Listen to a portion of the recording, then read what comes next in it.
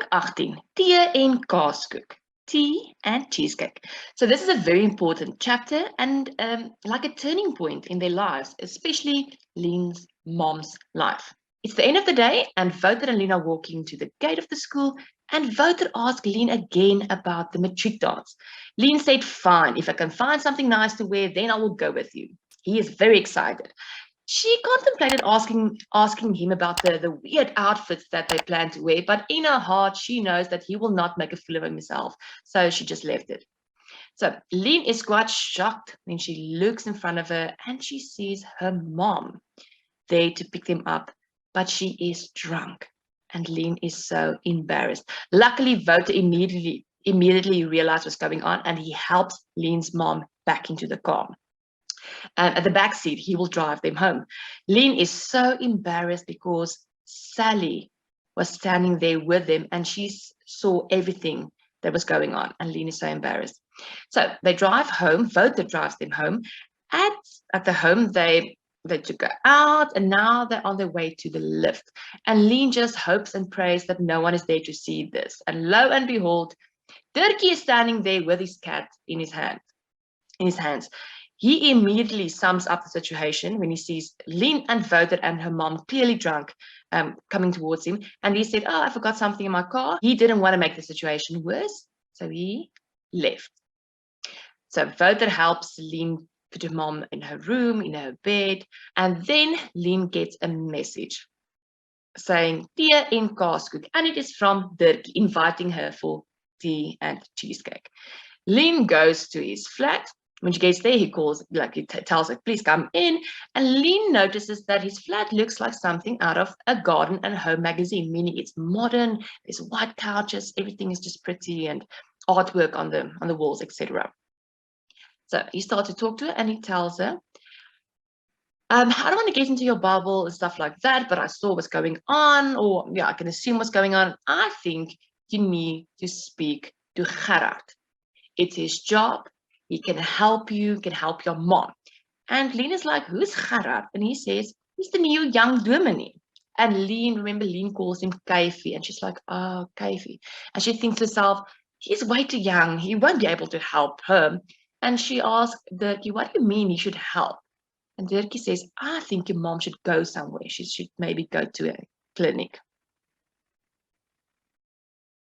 So Lien asks Dirkie, do you go to church and do you believe? And he says, yes. So a question might be, why is Lien suddenly asking him this, if he goes to church or if he believes in God? And the question is, because he knows the dominee. So time passed. Lien tells us that she's at a house. It's like an oldish house with a neat garden and a big stoop. A woman opens the door and she's far along pregnant. She introduces herself to Lien as Elna. Lien notices that this woman is looking quite dull, faal. And from now on, Lien will call her Faaliekie. So we realize that she is at Kyfie's house. He invites her into his study. Lien's there. She just comments on, in her mind, she tells us about everything that she sees in the room, etc. And she's also quite shocked to see a Coldplay CD on his table, probably because she didn't think that he would listen to something so modern. In one of the notes, there's a question asking, what is the reference between Coldplay? And the note says that it refers to cold turkey, like when you leave something, cigarettes or obviously drugs, cold turkey. It refers to the way her mom needs to now, will probably go to the clinic. This is very far-fetched. I don't think I would have thought about this, but if you get a question about that, or yeah, in your questions at school, the Coldplay refers to cold turkey. So Kyfie tells her that Dirkie told me a little bit about what's going on. It must be very difficult for you to be here. And let's talk about it. Lien can feel herself on the verge of crying. Kyfie pretends that he doesn't see it, and then Lien starts to tell him everything while she's crying. So she starts from the beginning, about the people who came one day to take all their furniture, the fact that everything changed overnight, and she and Bram didn't know anything about it, the big, beautiful house that they had to leave behind, the pool that they had to leave behind, their dogs, their friends, their school, everything that they had to leave behind. Then they moved to the small flat and her mom finding comfort in the wine. So Kathy asked her, is there anyone that your mom trusts that we can phone? She thinks about her father's brother, Frank, who's a teacher, and then she also thought about Tannie Poppy, and then she thinks to herself, no, she cannot do that to her mom. And then she tells him about Tannie Betts. That's the only person she can think that they trust and that her mom trusts. He started to tell her that it's so sad that bad things happen to good people and that the Lord has this plan to make us stronger.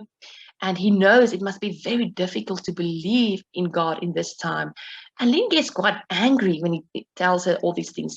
She mentions in the book that jy praat en dis pink, meaning you're telling me all these cliches about God's love, but it's easy for you to talk. It's not your mom who's drunk at school, who embarrasses us. It's not you that have to stand on the corner begging because there's no money. And she just stopped listening to him altogether. So now the font is different, meaning the boy, Bram, is watching another video. And what does he see? So he sees a boy with black curly hair on a skateboard. And the boy will ride on the skateboard. And then he will come back. And then we will see there are 3 girls standing there. 2 with short blonde hair, clearly twins. And then the other one with long dark hair. He tells the camera something. The black-haired girl says something to the camera, and then she says, here we go. So she gets onto the skateboard, the boy holds onto her, and then he helps her, and she goes a little bit, and then he moves away. She drives or rides on her own, but then she falls down. But luckily she gets up and she's laughing about it. So the boy, Bram, watching the videos, he puts the video back, but the box falls over.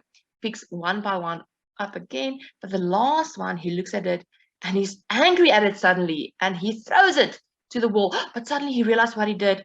He quickly goes and picks it up, and luckily nothing happened. Like the video is still working. It didn't break. Okay, guys, this was Hoofstuk 18. Thank you for watching. Goodbye.